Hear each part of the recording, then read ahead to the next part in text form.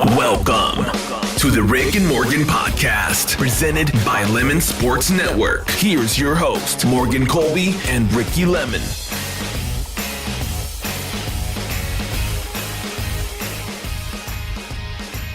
Hey, Rick. What's up, boss? How you doing, my dude ski? You know, it's not swell this week because I got a little cold. Oh, you got a cold. I was going to say, why is it not swell? Actually, you know what? It's still swell. You know why? Because the Patriots are in the Super Bowl again?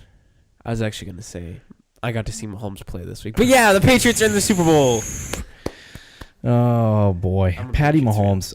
You're a Chiefs fan. Well, you admit it after hard rooting against Mr. Mahomes on Sunday. I was, actually. You were there. You saw. Yeah, I got very violent at the TV. Oh my gosh. Watching you root against the Chiefs is something else. We stole your championship right out of your freaking hands. Sit down, Patrick Mahomes. Oh, wow. Oh, it feels so good. Oh, yeah, you said I feel great. things about Mahomes during that game. I feel great. He's actually a really great quarterback. At least you admit it. I admitted that weeks ago. I have no real beef. No, I don't know if that's the right word. You still kind of do. Yeah, I do. Always. I just don't like Patrick Mahomes as a. Just for now, until you draft him in fantasy. Yeah, and the next year I'll be all in. Get him in fantasy. I'll be there. Yeah, really, honestly. The moment you draft Patrick Mahomes in fantasy, your pants will be right off. I'll be like, have you seen Patrick Mahomes play this week? This kid? He's insane. He's the greatest. He came out of nowhere. Greatest ever.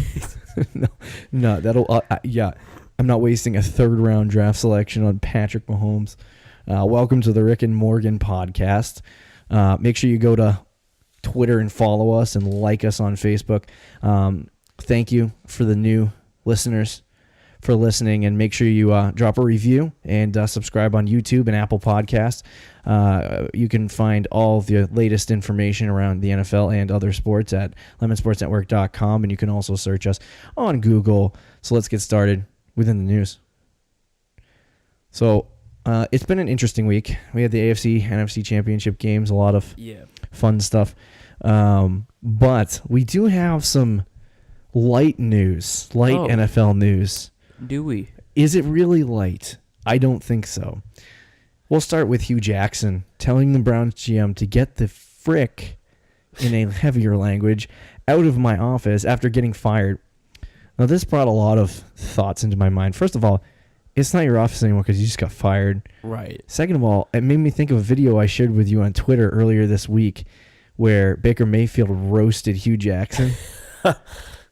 And the guy was like, "What, you don't like Kitchens?" He's like, "No, I love Kitchens."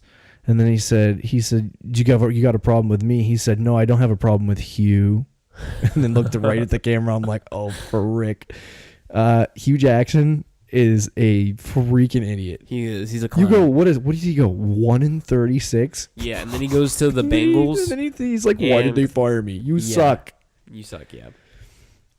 Oh my God. What is his occupation right now? Is he still part of the Bengals organization?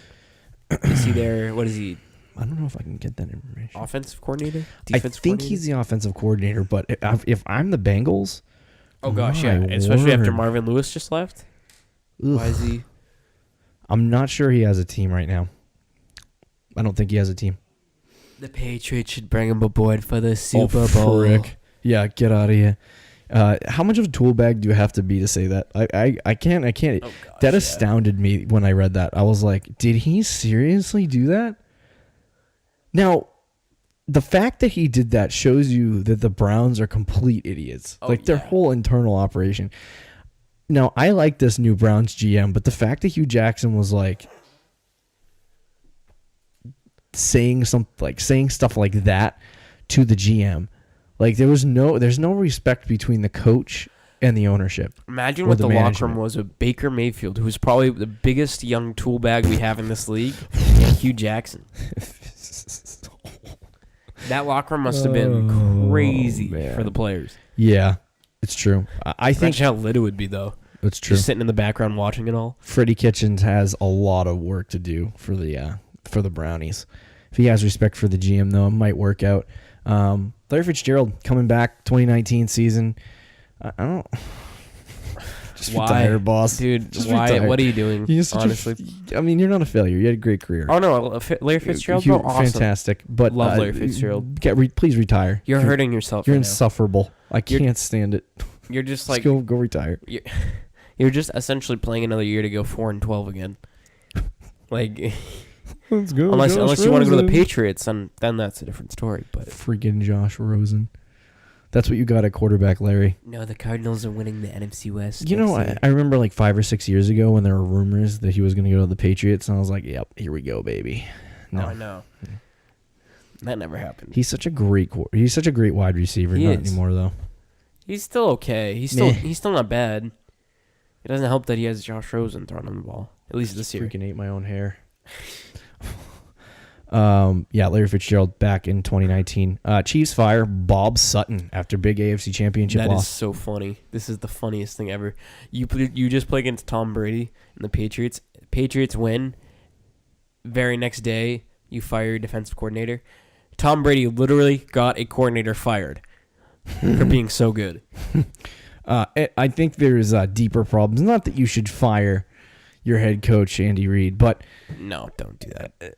you gotta sit down with Andy and be like, okay, why were you sitting on the bench, you tub of lard, and not watching your team play football? If you had watched 1 second of that game, you would have known that D Ford was getting tired and was gonna line up offsides at some point. Like, come get yourself together, Andy. Come on. That's not Bob Sutton's fault. I mean, yes, he should have been fired, but I saw something today or the other day that was saying they should hire Rex Ryan as the defensive coordinator. How lit would that be? You would probably hate the Chiefs. Dude, the Chiefs I would be hate the extra Chiefs lit. more. I actually don't Andy mind Reid, Rex Ryan. and Patrick Mahomes on one team. You'd be What? pissing yourself. You know what? I actually heard a rumor. This wouldn't happen, but that the Patriots might look into Rex Ryan as their defensive coordinator too, which Dude, I would love be that. so lit. I would love that. He's not as dink as a coordinator. He's a dink as a head coach, though. Bob Sutton. I mean, when you have all of that talent surrounding your team defensively, we're not even talking about the offense. I mean, they had Eric Berry. They have a very good pass rush. Yeah. They have a good secondary, and they were the 31st ranked defense in the NFL. That wasn't just on Andy Reid, obviously. That was on Bob Sutton. So I think he should have gotten fired, but there needs to be some conversation with Andy Reid, too, of being like, listen, there's more to this game than just playing good offense. You know what I mean? Right. And it's basically Andy Reid is a glorified offensive coordinator at this point. You know what I mean? He is, yeah. With the special title. And Bob Sutton was basically just running that defense. You saw him he was literally coaching the defense like the entire game while Andy Reid was talking to Pat Mahomes on the sidelines. Like that was exactly what was happening. That's what makes Bill great. He can do it all. It's true, yeah. I think he puts a lot on Josh McDaniels for the offense. He does, but he's at least there watching it, and he's going, okay, Tom, you need to do this, you need to do that. He has daily meetings with Tom Brady, talking about what schemes and plans he can come up with. If you're an offensive-minded guy, then that means you understand how to beat defenses. And if you're a defensive-minded guy, that means you know how to beat offenses. So if you're sitting here telling me that the New England Patriots, the Kansas City Chiefs, and Andy Reid are sitting here going, okay, well, I'm just going to coach the defense and I have nothing to provide to I'm just going to coach the offense. I have nothing to provide for the defense. Yeah. You have something to add there. Come on, Andy. You would think. Tub of lard. Bro. I don't know. Lardo Santa Claus over here. Freaking A. Oh, man. You know what? I kind of like Andy Reid. I like Andy Reid. I like Andy Reid, but man, come on. He just does he's so stupid. There's a lot of coaches in the league, though, that do that. Yeah, that's true. Just leave one thing to one coordinator. And that's fine. I understand the whole delegating part of it, which is it's wise to do, but at least be there. It amazes me. I listened to it all week, how people were talking about how Andy Reid sits on the sidelines and does nothing when the defense is on the field. And I didn't believe it. I was like, he has to be there at some times. And then I saw it in the game, and I was like, he's literally not coaching the defense. He's just talking to Patrick Mahomes on the sidelines. It's true. What kind of Chinese food do you want to get after the game? Coach, we're trying to win the AFC Championship game. All I need to eat Chinese food. I need to eat. You know they're having a 2-for-1 deal at McDonald's. You know they're having a 2-for-1 deal. Andy, it's overtime in the AFC Championship. If I could game. do the Kermit the Frog voice, we'd be all in. Football. Let's move on. A lawyer has sued the NFL for their blown call in the NFC Championship game. What they're trying to do is get the NFL to go back to the 1:46-second mark, the 1 minute and 46-second mark, and play it out from that moment to see what would happen after the flag was, to call the penalty and move the ball up, give them a first down. Dude, if they actually did that, you know how crazy the Rams would be? Oh, God. It would cause a war. It would cause an actual war. It would cause a splinter that would affect the NFL for years. That would go back to the AFC and the NFC as different leagues. Oh, my word. That would be terrible. In case no one knows, the NFL does have the power. The commissioner has the power. He can, yeah. When there is an egregious, they say an egregious, I can't remember what the rule book says, but an egregious situation, or call in the game that would affect it enough to say, all right, that made it so that team couldn't win. Like if you played a football in the middle of a hurricane and the stadium fell down, you could stop the game and start it at a new point. Right. Something like that. God forbid that ever happens, but that's just an extreme example. So the commissioner does have the power to postpone or move or stop a game and start it at a specific point. So he could actually go back and say, you know what, they blew that call. That should be pass interference, 15-yard penalty. This is where we're going to start the game, and start the Rams Saints game with 146 and like the 7-yard line.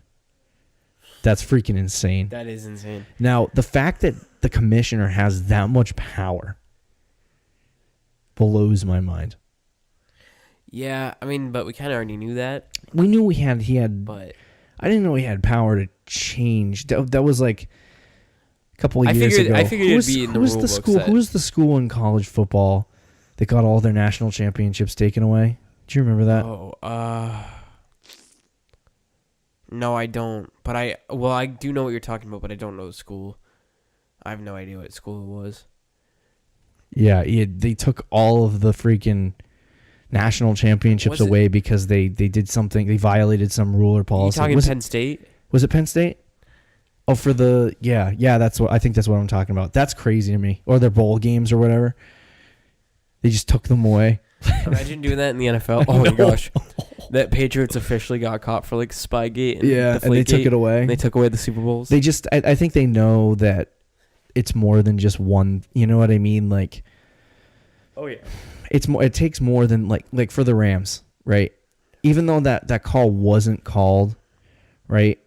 They still had to win the football game. Exactly, yeah. And we'll talk about that a little later. But I mean, in terms of like this lawyer suing the NFL, like he's just trying to get money. I would find it extremely intriguing if they were to reset that on Sunday. Oh yeah. At 146. They're not gonna. And like people would game plan for like 7 yards.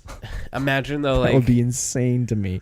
Whoever, like, let's say the Saints win. Yeah. Now they have a week to game plan against New England, and New England had 2 weeks. Yeah, that's not fair. Well, I mean, they not to game plan, but like to rest and like. Yeah, that's true. All the above. So they would never change it, but I do think something it will happen. They'll give the Saints a pick or something and say. I don't even think they'll do that, honestly. They really did make. It wasn't like that. People were just overreacting about this. No, I mean it was a bad call, but like we've had bad calls in big games before, right? In the final point of in the news, the NFL is investigating. It's now labeled Lasergate. It's freaking stupid. The NFL is investigating a laser pointer in the AFC Championship game being shined on Tom Brady. And in his eyes, multiple points in the game. This is absurd to me. Go Chiefs fan, whoever did that. I'm sorry. That's great. That's brilliant. Everyone's like they're calling in on the friggin' talk shows in New England saying, "Oh, he should go to jail. He should go to jail. He should not be able to attend a game forever." Poor Tom Brady's eyes. Shut up. I feel like they've done this before. Soft. Haven't they? Hasn't this happened before? It happened to the Bills quarterback 3 years ago or something like that. Yeah, 2015. nothing happened to him. Nothing happened to him. Right. It's the Bills, though. That's true. It's not the NFC That's true, Championship game. Yeah, no, I find it absurd that people are like mad about this, or that they think that the Chiefs should be punished or the fan base should be punished at all. No. I mean, it's stupid. Don't go into the game with a laser Maybe pointer and start shining into somebody's eyes. But like, the guy will probably get banned. It's brilliant. I'm gonna go to a Red Sox game, and I'm gonna shine a laser pointer in freaking CC Sabathia's eyeballs. Not because I don't want him to do well, because I want him. Never Not mind. to do well. Not to do well. Yeah, no, it's actually kind of I thought that was funny. I was like, who would think to bring a laser pointer and shine it in Tom Brady's eyes? It's kind of funny. Brady, did he ever complain about it? No, not at all. I don't even think he mentioned it. I think he just brushed it off after they asked him. What I find funny, do you know how many Chiefs fans were up in arms when the Tyreek Hill got beer poured all over him? And then after that, we subsequently saw the Chiefs fans throw garbage onto the field and beer bottles at people in a football game, and now laser pointers in people's eyes.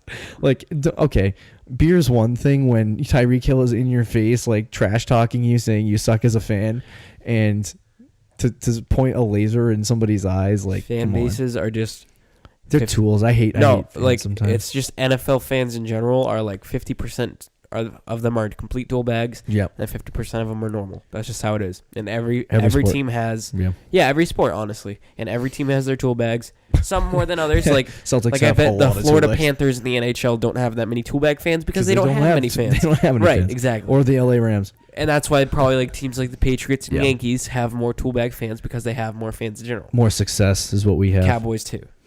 Let's move on to forced opinion. After a great NFC Championship came a blown call at the end, most certainly affected the outcome of the game. Did the NFL steal a trip to the title from the Saints? Nope. 100% no. Why? Because who got the ball in overtime? The Saints. Right there. Saints have a chance to... Everybody's saying, oh, the game was decided in Kansas City right when the coin flip was flipped. Okay, well, that didn't happen in New Orleans. They had the ball. It was in their control, and Drew Brees throwing the interception. The game was still in their hands. Mm-hmm. Yes. Did it obviously hurt? Of course. But that's what happens in football. You get bad calls. You have to make up for it. And they didn't. Their whole team got destroyed when that happened. They lost it. Like, they were like, oh, wow, are you kidding me? They focused on the refs and not the game, and they blew it. I think that I think you're crazy to think that it's not. It didn't affect the outcome. Oh well, I mean, it affected the outcome, of course, but it wasn't like pass interference called. You have Alvin Kamara, you have Mark Ingram, you have Michael Thomas, you have Drew Brees. You have enough talent to move the ball 7 yards and score a touchdown. Oh yeah, and they would have. Yeah. Probably. Now I agree with you from the standpoint of I think that the NFL stole I don't know if is the right word, but I think they had a large hand in the Saints not going to a Super Bowl that they probably should be in right now. And I think a lot of people agree with that the New Orleans Saints should be facing the New England Patriots in the Super Bowl. It should not be the Rams. I would have felt so much differently though if the Rams got the ball in overtime and just scored first possession like the Pats did. Yeah. Like the Saints still had their chances. Yeah. It wasn't like the game ended on that play. I mean, I think here's the thing, is that the no call happened, and the Saints had to recover from that. I believe they kicked a field goal after that. Am I right? Yes. So that happened. You had to move on from it. So if they didn't make the call, you shouldn't be sitting there on the sidelines complaining or being angry at the fact that they didn't make a freaking call in the game. It's as simple as that. You figure out how to win the football game, and you go out and you do it. You didn't get that call. This is what has made I hate to sound like a Patriots fan, but the Patriots have been so effective because they move on from the tiny things and the big things that happen to them. You know what I mean? The adversity that they face, they just move on from it. And the New Orleans Saints, to me, this has been something that I've been thinking about all week, or in the 5 days since this game. The New Orleans Saints, I told you last week, they were experienced. They're not an experienced football team. Yeah, not really. And I question Drew Brees' ability to bring a team back. Like, I don't think he's that clutch. Like he had a great Super Bowl when he was in his prime, but what has Drew Brees done since then, or even before that? It's he hasn't really had a great team around him though. Like since that Super Bowl, since like this year, I think was his best team ever around him. But would you say that the Saints are unproven? A little bit, yeah. Honestly, with this core, other than Drew Brees and Sean Payton, which obviously are two core guys, but like the team itself, right, for the most part, yeah, are completely unproven. Because I felt after watching that game that it didn't matter what experience that Drew Brees had or didn't have, that this team is just not. I honestly rethought why I took them in the Super Bowl. Like even after that Eagles game where they almost lost, I was like, I probably shouldn't even pick them to go to the Super Bowl. I mean, they still almost won, but they still almost won. Actually, for like 3/4 of that game, I thought it was going to be. Yeah, I thought it was going to be the Saints too. Even in that I think it's absurd that the ref called that way, and we'll get back to that in a second. I think that it's absurd that I hate in sports when in all sports these guys they're getting paid a ton of money and that they're at the highest level, and most of the time the calls are right. 95% of the time the calls are right. Human error is a part of the game. You can't change that. I would not surprise me if they went back in that game and they were thinking straight. They would have been like, okay, let's throw the flag. I don't think there was any vendetta. I don't think the NFL was like, okay, push some calls away to the side so we can get the Rams in the Super Bowl. I mean, do they want the Rams in the Super Bowl? Yeah, they did, 100%. Would you rather have Rams Chiefs? They wanted that. That game was the highest watched game in all of the regular season. Yeah, I would say Rams Chiefs, but I think Patriots Saints would have been just as good. Oh yeah, definitely. I mean, but I think that's what they were going for at the time. I don't think the NFL nudged the refs and said, call it this way. See, I don't believe that at all because, in years past, for example, last year, Patriots Jaguars, NFL wants the Patriots. You do not want the Jacksonville Jaguars anywhere near the Super Bowl. Yeah, that's true. But when it's Patriots, Chiefs, Tom Brady, Patrick Mahomes, when it's Rams, Saints, Drew Brees, LA, it doesn't. I don't think they care that much because any one of those four teams will bring in good ratings. Yeah. So I don't believe how a lot of Saints fans they wanted the Rams to be in the Super Bowl. I think they did, but I don't think they really care when it's down to those four teams. Yeah, if it was Jacksonville, if it was the Titans, if it was a team like that, then I think that makes a difference. Arizona maybe, but yeah, definitely. But with those four teams, no. And I think too I don't know. I think it was just a lack of. I think it was just a lack of the ability to face adversity for the Saints. I agree with that. It ultimately came down to that. The play happened, but you very well had a chance to win that football game. Like you said, they kicked a field goal, they tied the game, they went to freaking overtime, right? And they had a chance to move the ball down the field and win the football game. They honestly 100% had a chance to do that. And they won the coin toss and all of that stuff. And it just fell apart for him in the end. And Drew Brees ended up throwing a pick. I just don't think this is... The Saints just weren't good enough in this game. And I think after things didn't go their way, they collapsed. It was like, oh, well, this kind of sucks. Yeah. To me, I think it did affect their chances at a Super Bowl title. But when something like that happens, face adversity head on. Say, you know what? Forget about the refs. The funny thing the Patriots do is when they feel like a call goes against them, I remember... They turn it around. They turn around. I remember in 2004, the Patriots beat a lot of teams to get to the Super Bowl, including Peyton Manning, and they got to the Super Bowl. They beat the Eagles, and at the end of that game, all I remember is so long ago. It was 2005, but... All I remember is Rodney Harrison and the Patriots were obviously the best team in the league that year. But all I remember is Rodney Harrison running around the field saying, you can change the rules, you can change anything you want, we're still going to win the Super Bowl. And that's the type of fight that they needed to have at the end of that football game for the New Orleans Saints. Right. They needed to be like, you know what? They're going to call it against us. They're going to call it against us. Use it to your advantage. They friggin' folded like a... house of cards and turtled. It's true. Drew Brees threw a pick, and that was it. You lost the game. Sorry, Saints. You don't deserve to be there.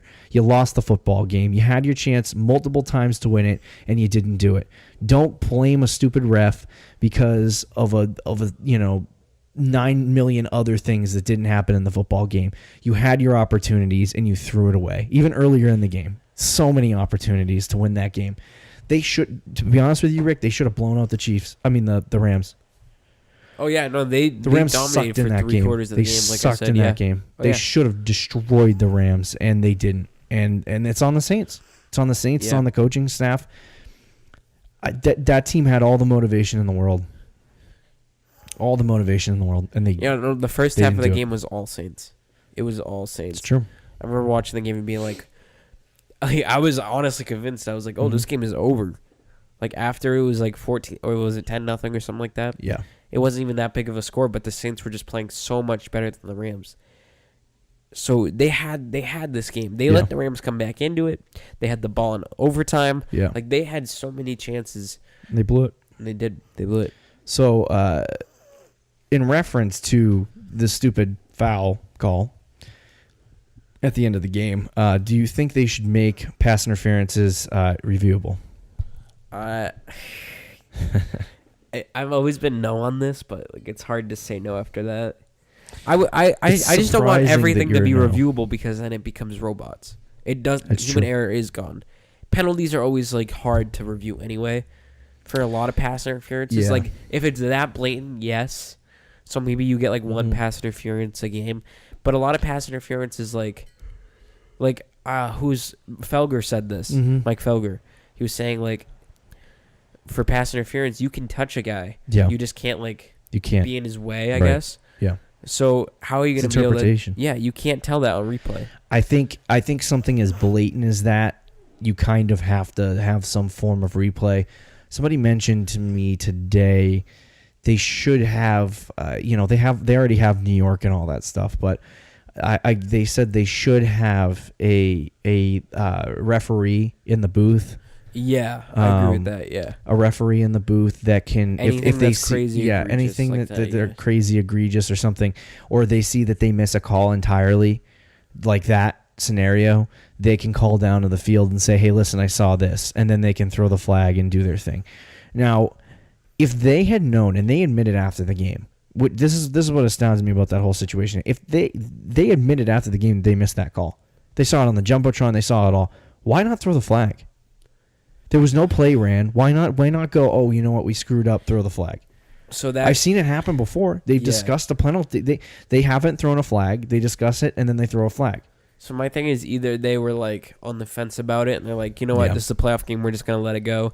And then as the game went on, they realized the mistake. Yeah.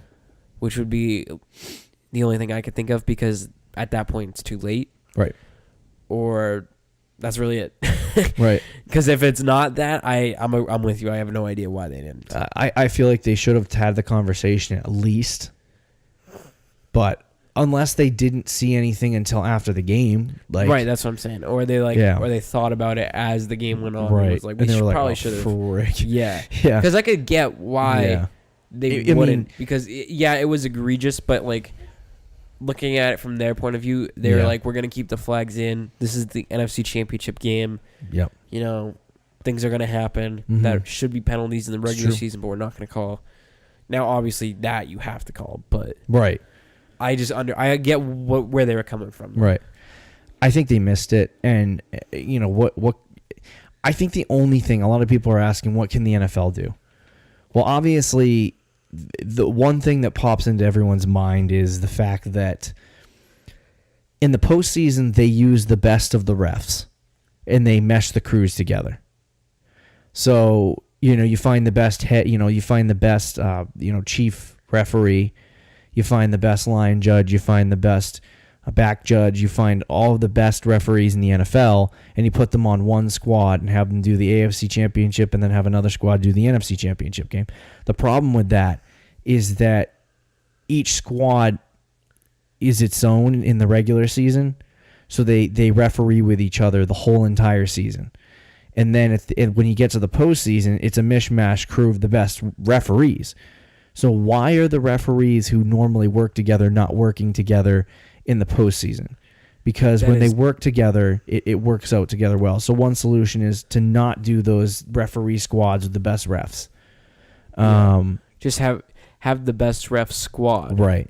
Instead of getting all the best refs together. Exactly. And so that's one of the solutions. And then the other one is obviously making pass interferences reviewable or penalties reviewable. I think pass interferences or penalties should be reviewable only because whether you want to put it in its own context or give it its own little thing, I think it's not a play that you're going to sit there. Like if somebody challenges a penalty, Rick, are they going to sit there and look at it in fine detail for 25 minutes? No. Like they did on the Julian Edelman thing in the AFC Championship? No, they're not going to do that. They're going to look at it, determine whether it was there or not really quickly, because it's like in the NFC Championship game. If that play was reviewable, they're going to look at it. Yeah, and it would have been like, oh frig, we screwed that up. Yep. It would have been fast, and I think any penalty that's reviewed, is going to be an extremely fast review. It's not going to be something that takes forever.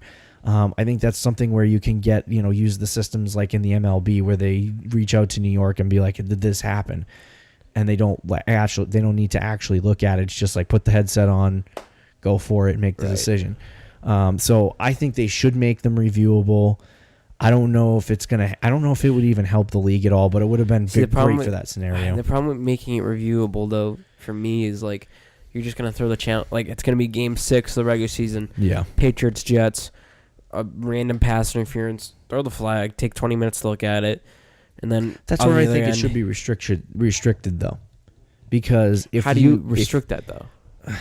This sounds playoffs like, only. Yeah, one pass. I mean, a game, in terms of like, yeah, that's what I was gonna say. Something extreme like that, like you get one, which it wouldn't be super extreme, but you get like one challenge. Or you can only challenge fourth quarter. Yeah, you can only challenge one penalty. So if you do that, it makes it so that if you're early in a game, you're not going to use your penalty challenge. You know what I mean? But if you're in the fourth quarter and something egregious happens that might change the course of the game, that's when you would use it. Yeah. So it would kind of constrict the use of it. But if you're already out of challenges, like you can't. It doesn't matter. It counts as a regular challenge. But the worst part about this is the fact that we're sitting here on Thursday night talking about a freaking pass interference call, and not the fact that the Rams won a game to go to the Super Bowl. Because we could the Sean McVay decision at the end there to kick the field goal.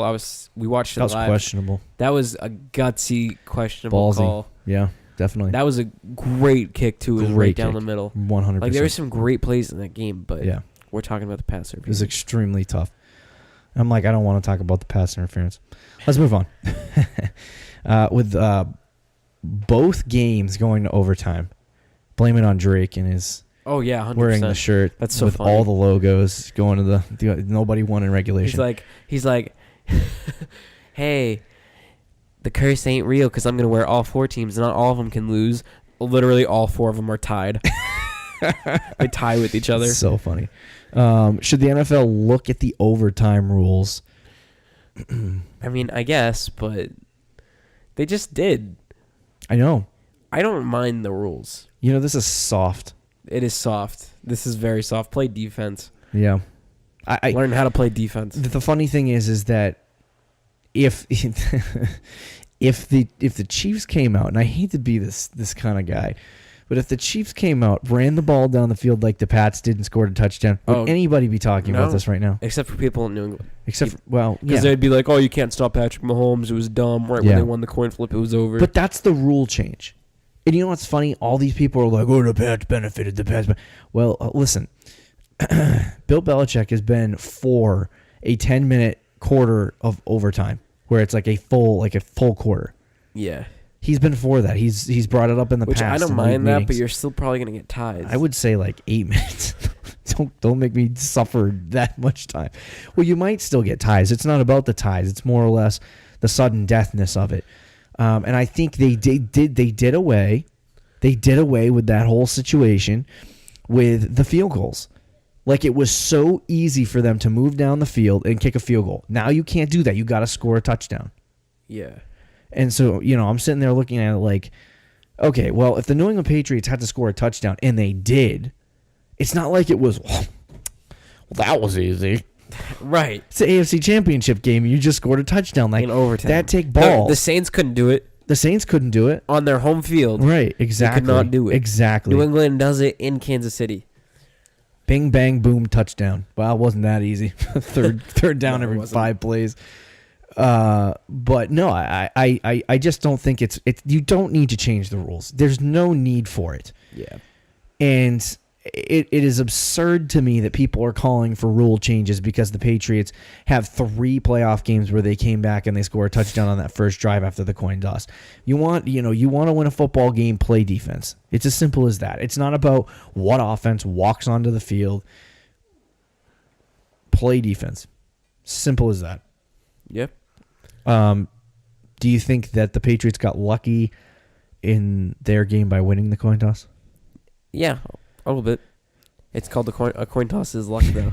Like nothing else was though. Yeah, the fact I that agree they with got the ball first. Nothing else is except for the coin toss. Yeah, that is a 50-50. To say that the Patriots were lucky, because if the Chiefs won the coin toss, would you say the Patriots were lucky to win the game? No. Okay.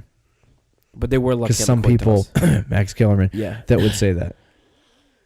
I mean, well, no, I'm not gonna. Yeah. It was a hard fought victory. Yeah. Were there things that went in their favor? Yeah, of course. Yeah. There's always things that go in your favor. The Rams are in the Super Bowl because things went in their favor. Exactly. That's just how sports are. Right. Let's move on. The AFC Championship game was one of the greatest games we have ever watched. We've seen a lot of them as Patriots fans. Did the Chiefs blow the game, or was it stolen from them? Stolen by who? Tom Brady or the refs? The refs. No. The Patriots won the game. The Chiefs lost the game. Even the calls that were questionable didn't really matter in the end. Yeah. For the most part. The Chiefs played a good game, I think, for the most, especially so first half maybe not, but like second half on, the Chiefs played really well. Yeah. Especially on offense. Patrick Mahomes was great. I think the game plan in the second half was good. Yeah. I mean, you saw how explosive the offense can be. They scored touchdowns. They really they'd get the ball and take a 3-minute drive. The Patriots would take an 8-minute drive. But no, I mean the Patriots won the game. Yeah, 100%. I find it so incredibly insufferable that people really think that the Patriots got lucky in this game. They beat the Chiefs in the first half. They beat the Chiefs in the second half. They beat the Chiefs in overtime. They did what they needed to do to win the football game. It was as simple as that. The refs didn't give it to them. The Chiefs didn't give it to them. Nobody gave it to them. The Patriots just single-handedly went down the field and scored. They didn't even have to have a perfect game. People were saying that they had to have a perfect game to win this thing, and they didn't even have to have a perfect game. Yeah. They made so many mistakes. I want to reference a few plays because there was a few plays that stood out in my mind that people were questioning. The first is the roughing the quarterback call, the tap on Tom Brady's shoulder where they threw the flag. That was a bad call. Simple as that. Did it affect the game? No. No, because the Patriots punted on that drive. Right. The second one was the Julian Edelman muffed punt. Which, by the way, was... I think it was muffed. I think the refs made a bad call. I don't think he touched it. I think he touched it. Regardless, it's inconclusive. You leave that as a fumble. Okay. People are saying that this affected the football game. Did it? No. You know why? Why? Because Brady threw a pick? Because Brady threw a freaking interception. So that didn't affect the game either. Please stop talking about the freaking Edelman muffed punt. It had no effect on the freaking game. Oh my gosh, it annoys me so much that people are dwelling on that like it had some effect. Yes, the Patriots gone on the field and scored a touchdown. That thing changed the whole momentum of the game. Patriots probably win just on that. Yeah. Oh yeah, probably. But they didn't. Brady threw a pick. Simple. And then the final play of this whole situation, we'll get to questioning the refs later because the refs in this game did not have a good game either. The refs really didn't have a good game, a good weekend altogether. Yeah, hopefully they have a better Super Bowl. Yeah, much better Super Bowl. But the final play was the D Ford offsides, which was clear. It's clear that he was offsides. I saw so many angles. I looked at it over and over and over again. He was offsides. He was just being an idiot, not lining up wrong, which is on Andy Reid.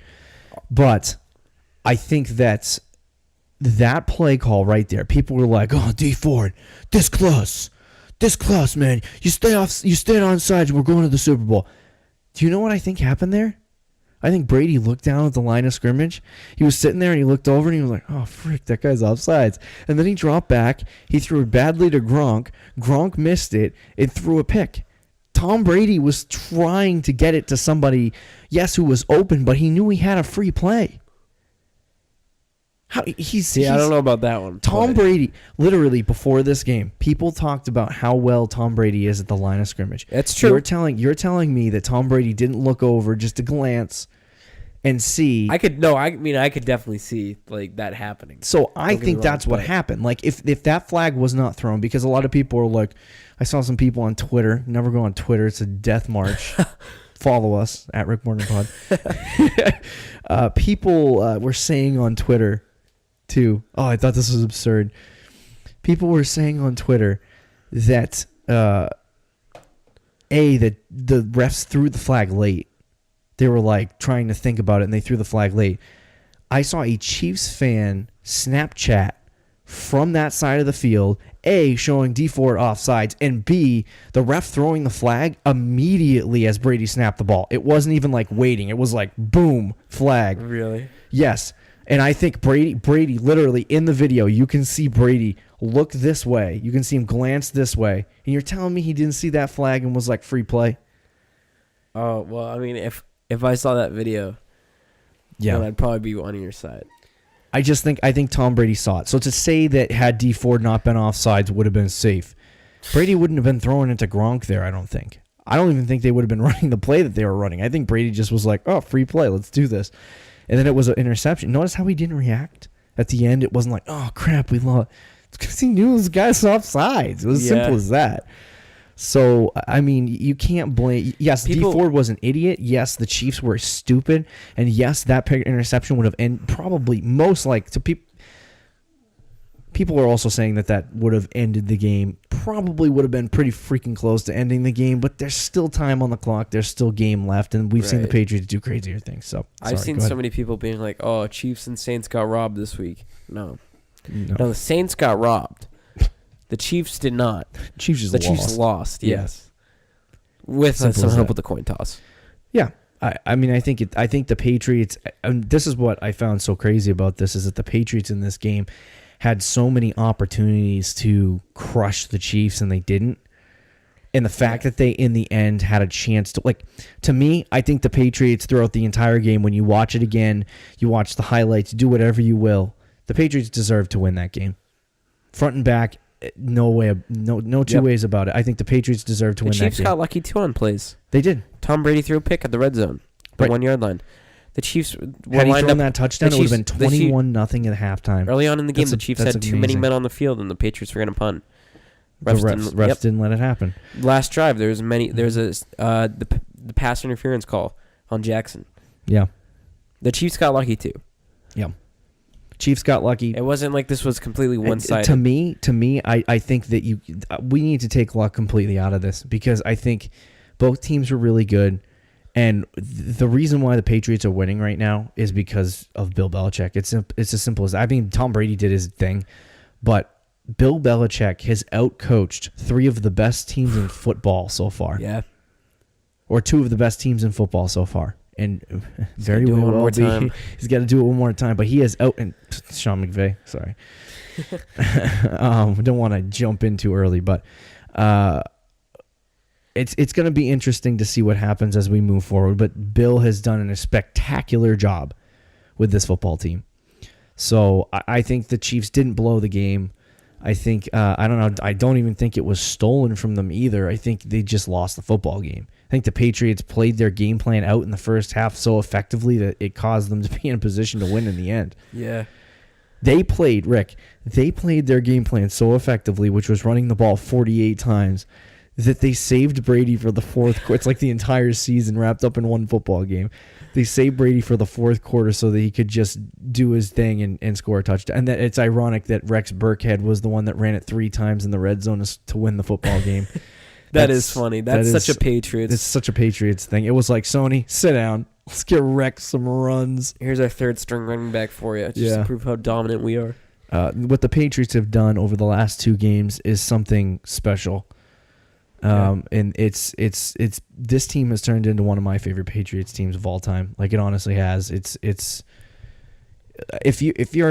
I'm a Patriots fan, grew up with the Pats, so that's, it is what it is. But if you are a fan of football, please watch this and understand what you are watching. Oh, I know so many people. This is the greatest thing that you will ever watch, and you're spending so much time hating it that when you get back in 20 years, like, I spent so much of my life hating Peyton Manning, I didn't appreciate Peyton Manning. And now I look back in that, and I'm like, he was so good at quarterback. It's funny because he was so good at quarterback. We can probably take the same things. I'll probably say the same thing about LeBron in 20 years. I'll probably say the same thing about the Warriors. It's true. So, I mean, I think a lot of us just need to chill out a little bit with this hype train. Let's move on to Lemon's Buy or Sell. Let's go fast because we got to get to our Lemon Sports Awards of the year.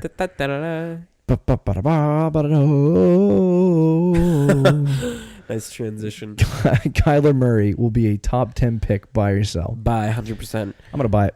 I don't care if he's right now projected to be late first round, early second round. Yeah. He's a quarterback. Boom. Teams like him. Boom. Geno Smith was a high first round pick, so that's all I got to say. I think Kyler Murray is going to go in the top 10. I want to watch some film. I haven't done any dissection on the... I still haven't either. Yeah, I haven't done any dissection on the draft. I probably will do it after the Super Bowl, a couple weeks after. Yeah. I want to watch more Kyler Murray because I want to figure out if I want this kid in a Patriot uniform. Figure that out. I think he's going to end up being a top 10. I think the only reason why he wouldn't be a top 10 pick is concern that he'll go to baseball. Right, but he's already officially, now that I think he's officially chosen football, yeah. I think he'll be a top 10 pick. There is a little bit concern there, but if he goes and sits down with the top 10 teams and says, I'm with you guys 100%, he'll go in the top 10. Yeah. See a team like the Giants taking him? If you're the Giants, do you take him? Yeah. No quarterbacks in this class. I'd definitely think about it. I could see that. Kyler Murray is the best quarterback in this class, and if he gets taken out of the top 10, I think the Patriots got to snag him. Oh yeah. If you can get in like the top 15. Well, I mean, I personally want to see, but yeah, no, make I the agree move. with that. Yeah, he's a good quarterback. I just want to see a little bit more of him. Like, can he actually throw the football? Oh or yeah, is he threw like 45 is he just a running galore? No, I think he's like Deshaun Watson a little bit. All right. I like that. I like Deshaun Watson. So I'll buy it. The Chiefs can't get over the hump with Andy Reid as their head coach. They can't? They can't. CAN''T. Sell. I think they just need a really good defensive coordinator. Get like a Rex Ryan, for example. Yeah. Have Andy Reid do his little thing with Patrick Mahomes, and I think they can get over the hump. It's just tough. I don't know if they ever will, though, especially if you give Patrick Mahomes that rumored $200 million contract. Oh God, no. Yeah, it's next year would be. I think it is possible. I mean, look how close they were this week. I think they could have very easily won the game. So my big thing is I'm gonna sell it. I think they can. It hurts you to say that. It does hurt me to say that because Andy Reid is just such a buffoon. I feel like with Andy Reid, they get so close every year and they just get it ripped. Like 2 years ago, Rick, they were facing the Steelers. All they needed was a 2-point conversion to win and get out of the divisional round. They freaking choked. The following year after that, all they needed was a game-winning drive from Alex Smith. Freaking choked. This year, all they needed to do was win a coin toss. Well, couldn't win that either. Patriots win the AFC Championship game. I don't know if they can get over the hump with Andy Reid, especially if Pat Mahomes signs a $200 million deal. I want to see if Pat Mahomes can play without Tyreek Hill and Travis Kelce and do what Tommy has done with nothing. and what some of the great quarterbacks in the league, like I don't Aaron think Rodgers. Aaron Rodgers turned Devontae Adams into a good wide receiver. Oh, not just good, like one of the one of the best. Like people are like, oh my god, Devontae Adams. Like he's really not that talented. He's good. I mean, he's good. He's good. He's just not. He's not. No, I agree. Julio I think Jones, exactly. He's good, but he's not DeAndre Hopkins or Antonio Brown or Julio Jones. So he gets the job. He gets the job done. But he reminds me of like. I hate to say this, but he kind of reminds me of like T.Y. Hilton without the prolificness. Like Andrew Luck is not as prolific as Aaron Rodgers. I don't know about that, but I like Andrew Luck, but he just doesn't have. I think there's so many non-pieces around everywhere. But anyway, that's a side point. I think Pat Mahomes, I'm curious to see if he can be effective as a quarterback without those guys. Yeah. Sunday he was good, but in the fourth quarter. Without Tyreek Hill and with the Pat shutting down Travis Kelce across the middle, it was almost impossible for Pat Mahomes to move the ball without his guys. He was trying to get it to Conley. He was trying to get it to Watkins, but it was a real struggle for him in the first three quarters.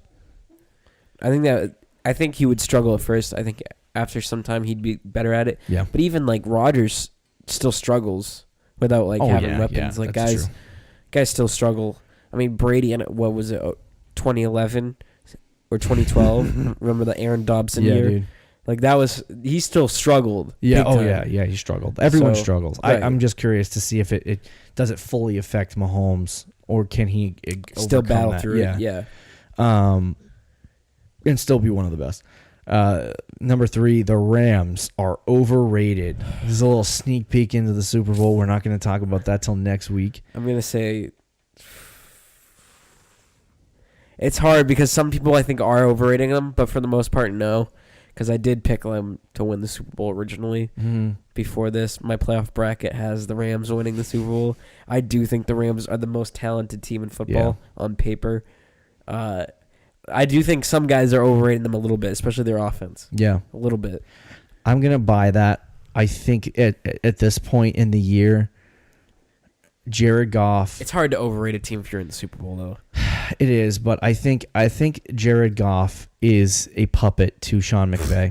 Oh, wow. I think that when he goes up to the line of scrimmage, Sean McVay is telling him everything until that 15-second cutoff of what that defense looks like and what to do and how to play. And when you notice on Sunday, when the Saints Stadium was getting loud and Sean McVay couldn't communicate to him down to that 15-second mark and tell him what the coverages were, Jared Goff looked like a shell. Oh, yeah. He looked like a disaster.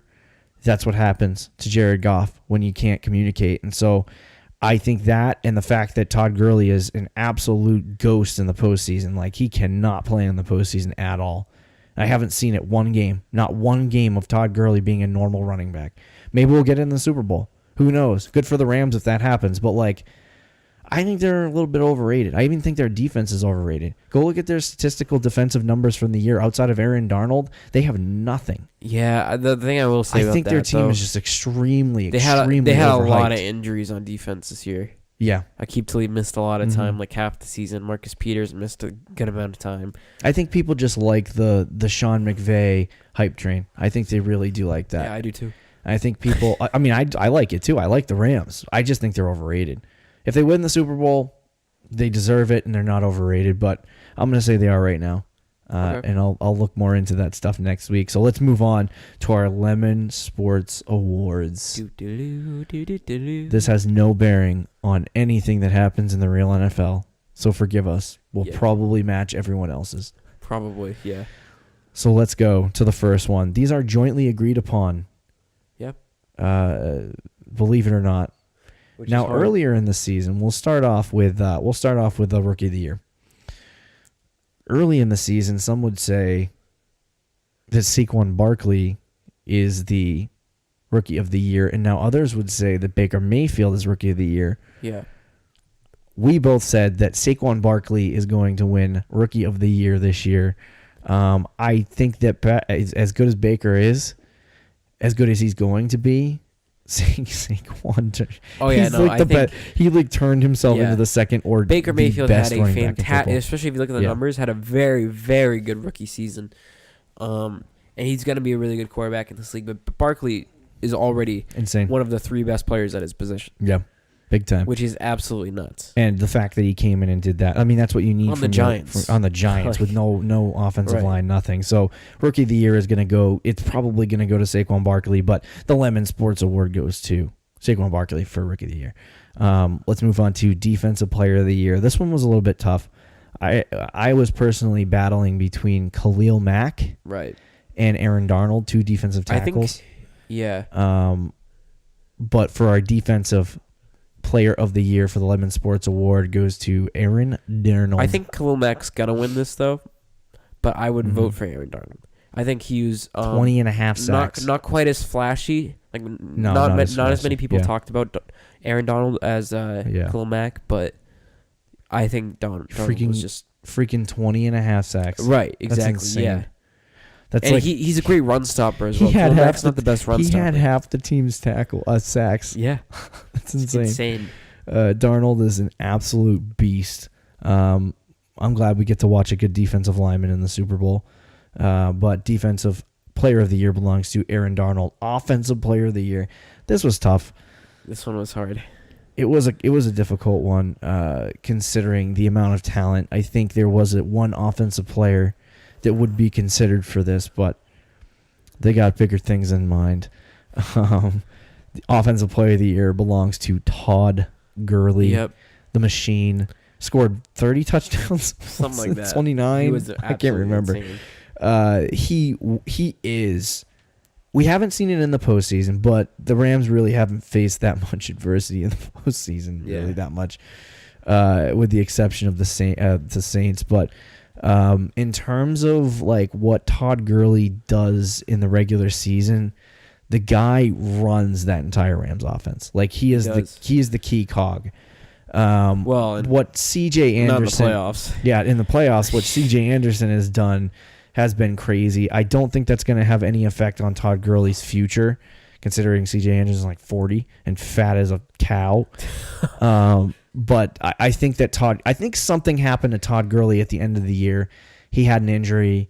Something happened to him that has affected him in the postseason, but he's always been a shell in the postseason. So, which is why I didn't think they would make it to the Super Bowl or win it. But anyway, Offensive Player of the Year, Todd Gurley, Lemon Sports Award. Congratulations, Todd Gurley. You won a very prestigious award. The Lemon Award.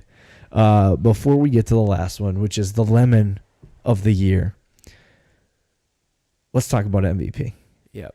Now, the player I was speaking of earlier, Offensive Player of the Year that didn't get it, played his mind, heart, and soul straight out of this game. I thought it was going to go to Drew Brees. Yep. No, Drew Brees, you sucked in December. He did. Take a flying leap. You deserve it at some point in your life. You'll never get it. It'll always evade you, just like those Super Bowls. Oof, that's rough. MVP belongs to Patrick Mahomes. There it is. 50 touchdowns, 5,000 plus yards. Wow, that's all you gotta say. 55 completion percentage. The guy was out of his mind. He would have had a mediocre year if those 2 6-touchdown games didn't happen.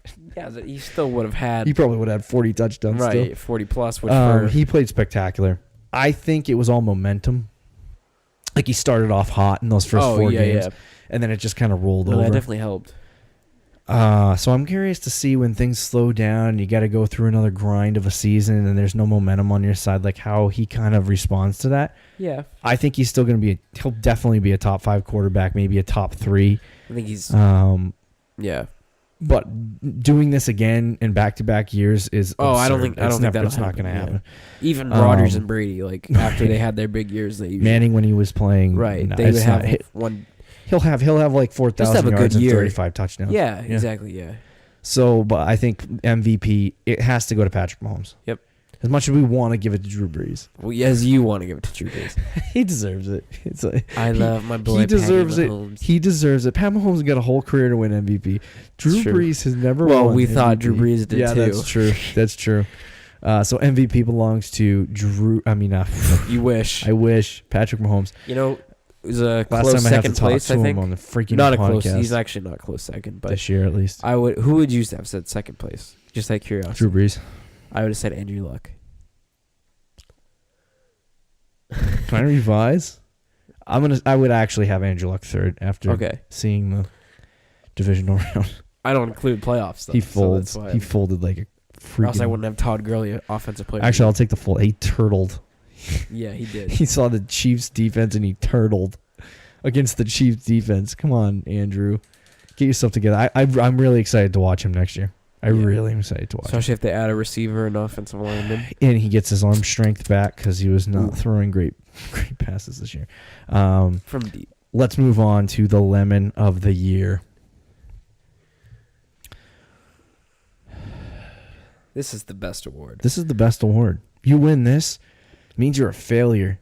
Absolute failure. It means you took the L for the entire season. A giant L. Now, we had a lot. We did. Conor McGregor. Conor McGregor was definitely a good one. John Gruden. Seeing him trading Khalil Mack. Seeing Conor McGregor throw the football was still... The Bills in the first half of the season. Gosh. They turned it around, man. Nathan Peterman. Here we go, baby. Nathan Peterman alone. Yeah, didn't he sign with the Dolphins or something? I don't remember. I don't know. So the Lemon of the Year. We'll go with the honorable mention first. The honorable mention and the second place winner of the Lemon of the Year is John Gruden. Yep. You took a fat L before the season even started. Oof. Yeah, by trading Khalil Mack. But was it really an L, though? Because he's going to go on the draft with multiple draft picks. It's true, but at the time, remember when they made that trade, L. we were like, what the we were like, John? what? Yeah, we said all that, but we were like, well, on the bright side, the Bears probably won't make the playoffs, and that'll be a top 12 pick or so. True. That pick is going to be 26, I believe. Yeah, 2 picks. Sorry. 25 or something like that. Yeah, maybe that doesn't work out the way that he wanted it to. John Gruden, you're taking a hard L this year. Yeah, that's an L. Figure out your team and then come back to us and try to get yourself off the L list.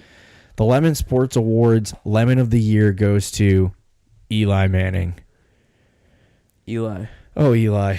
Oh, Eli. My favorite quarterback. You had so much to work for in this league. You won a couple Super Bowls. You did a lot of good things in your prime. Multiple Pro Bowls. But you're 38 years old, and you're going the way of your brother. I think it's time to hang him up, Eli. It's time to hang him up, Eli. Your team sucks. Yeah. Eli Manning, Your team sucks. Lemon of the Year. You stink. You have that much talent around you, and you still blow. Yeah. There you go. I guess you could give it to the collective New York Giants. Yeah. Except for my boy Saquon. There we go. Lemon of the Year. L. Take the fat L, Eli. Take it all off season. Take it hard. You deserved it. We have a special announcement before we conclude the Phantasmal Rick and Morgan podcast. Next week we will be talking about the Super Bowl, so be prepared for that. But coming to your earlobes, February 6th. You forgot what month it was. I forgot what month it was. February 6th, 2018. The Fantasy Champions Fantasy Football Podcast. It is a podcast for the fantasy player, by the fantasy player. No longer do you have to listen to Matthew Berry or Michael Fabiano give you garbage fantasy advice. Absolute garbage fantasy advice. Start of the week, Joe Mixon. Oh, really? Wow, I had no clue. Take a leap, ESPN. Take a leap, NFL Network. Move aside for the Fantasy Champions podcast. We want to give you fantasy advice to help you win your league and become a fantasy champ. It's going to be fun. It starts February 6th. Be listening. We're going to give you some tips and tricks on how to win your league in 2019. So be prepared for information graphics. Go follow us on Twitter, Instagram, Facebook, and the like.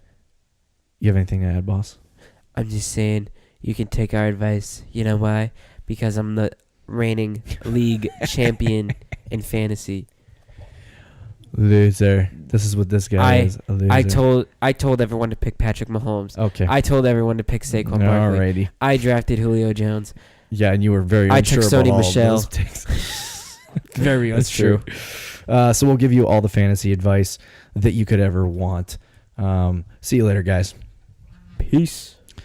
Thank you for listening to the Rick and Morgan podcast. Make sure you subscribe on iTunes and YouTube and check us out online at lemonsportsnetwork.com. You can also follow us on Twitter at Rick Morgan Pod. See ya.